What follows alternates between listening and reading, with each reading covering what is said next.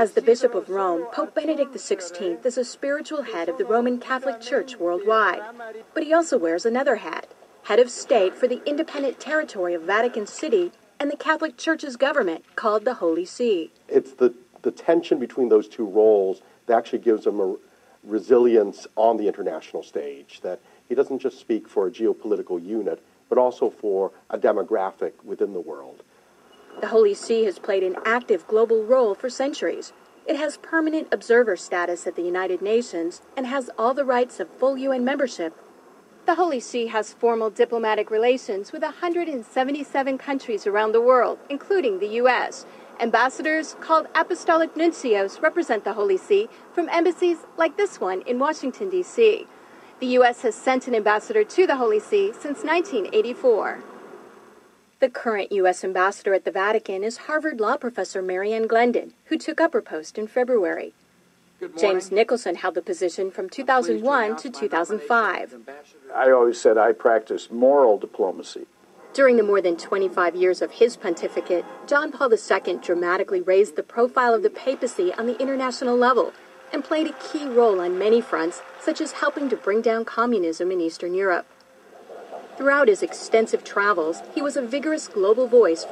Benedict has continued that advocacy, which experts say reflects foundational Catholic beliefs. But times have changed since John Paul became Pope.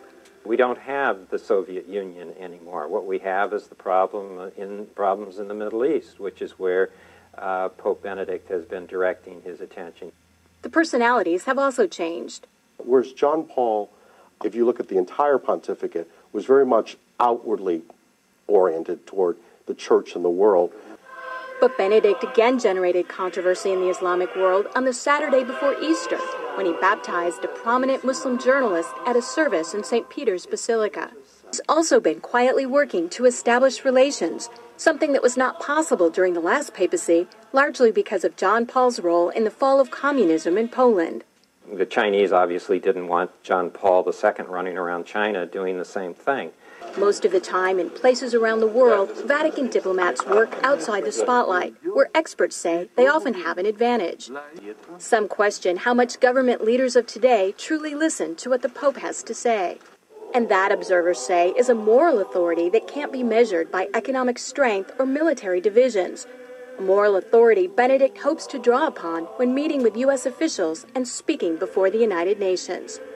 I'm Kim Lawton in Washington. A lot of good Christians in Roman Catholic Church, notice Catholic Church, but unfortunate because they don't understand the history of their church. During Dark Ages, Constantine was the one who united his own people, them pagans, to Catholic Church. And when they unite in the church, because, there were statue worshippers, idols. So when they brought their idols, notice statues in Roman Catholic Church, they began to name them. Instead of Jupiter, they call it Peter. And it's so sad that they give them a lot of Christian names. And they bow down, sometimes they kiss, they worship. But to change the name, that doesn't mean the idol is changed. Friends, so when they take leadership in the church during Dark Ages, they change rules in the church and they come up with a lot of traditions because they can't go by Bible rules. Because like I said, there was pagans. According to Ten Commandments, you don't have to bow down images and statues. If you look Roman Catholic Church, the 10 commandment, the second commandment that talks about images, they remove that. And then the 10th commandment, they spread. One of them that they also did, they persecute a lot of Christians that they protest against their paganism and their traditions. Protestant Sunday churches, they persecute them, a lot of them. So that's why their forefathers, they ran from persecution and they came to United States and they find free land. So now we're going to go to Revelation chapter 13 and you're going to learn a beautiful Bible prophecy. Revelation chapter 13 has two beasts. Notice the first beast is Roman Catholic Church and then the second beast is United States. Verse 11 and 18 they unite with Roman Catholic Church. Let's find out who gave the power to Roman Catholic Church. Notice Revelation chapter 13 verse 4. So they worship the dragon who gave authority to the beast, and they worship the beast, saying, who's like the beast, who is able to make war with him. Friends, according to Revelation chapter 13, we know that the dragon gave the authority, the power to this beast. And according to Revelation chapter 12 verse 9, the Bible helps us to understand that the dragon is the old serpent called the devil and Satan. Notice what it says in verse 11 and 12. Notice the same chapter, Revelation chapter 13. Then I saw another beast coming out of the earth, and he had 2 horns like a lamb, and spoke like dragon. And he exercised all the authority from the first beast in his presence, and caused the earth and those who dwell in it to worship the first beast, whose deadly wound was healed. Just in case if you're thinking about any country, they don't fit. Whether it's China, India, Iraq, or Africa, they don't fit. That's what it says in verse 12. He exercised all the authority, notice, from the first beast, Roman Catholic Church, because when they ran from persecution, they came over here. They don't want to have anything to do with Roman Catholic Church because they used to persecute them, friends.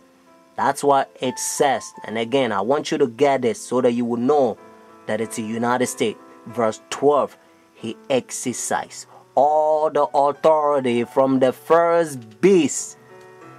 But unfortunately, the same verse 12 says, and caused the earth and those who dwell in it to worship the first beast, whose deadly wound was healed. So United States is going to cause the whole world to worship Roman Catholic Church. And that's why now they already have pagan sun worship day, Sunday worship, the Roman Catholic Church. They changed God's holy Sabbath from Saturday to their pagan sun worship day, Sunday worship.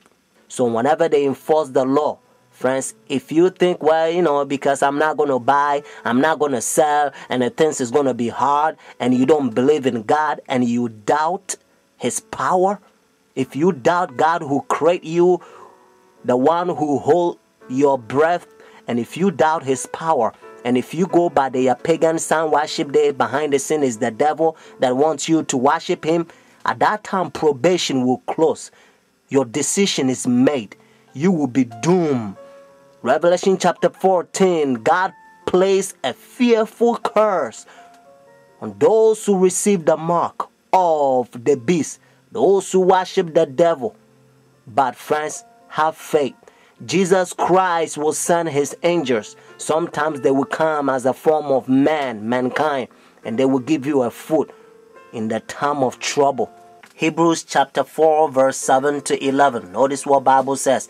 And again he designated a certain day, saying in the David today, after such a long time as it has been said today, if you will hear his voice, do not harden your heart.